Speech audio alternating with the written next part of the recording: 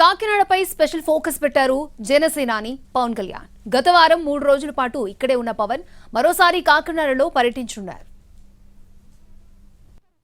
జనసేన అధినేత పవన్ కళ్యాణ్ కాకినాడ కేంద్రంగా political equations వేస్తున్నారు.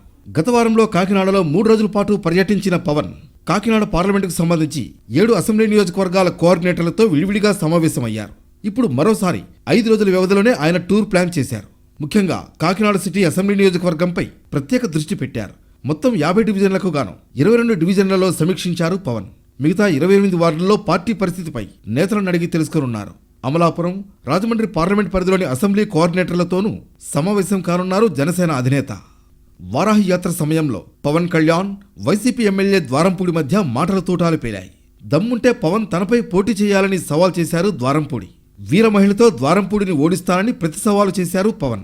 దానికి తగ్గట్లుగా కాకినాడ సిటీపై ప్రత్యేక ఫోకస్ పెట్టినట్లు తెలుస్తోంది. జిల్లా నేతలు సైతం పవన్ కళ్యాణ్ను కాకినాడ సిటీ నుంచి పోటీ చేయాలని ప్రతిపాదన చేశారు. దానివల్ల పార్టీకి మైలేజ్ కూడా వస్తుందని ఆయన దృష్టికి తీసుకువెళ్లారు. పార్టీకి అల్టిమేట్ గా ఏది ఉపయోగం ఉంటుందో ఆ కార్యక్రమం చేద్దామని నేతలతో చెప్పారు పవన్. ఇందులో భాగంగానే కాకినాడపై ఫోకస్ పెంచినట్లు తెలుస్తోంది. కాకినాడ సిటీ నుంచి పవన్ కళ్యాణ్ పోటీ చేస్తారా లేక మరో బలమైన అభ్యర్థిని నిలబెడతారా అన్నది పొలిటికల్ సర్కిల్స్ లో హాట్ టాపిక్ గా మారింది.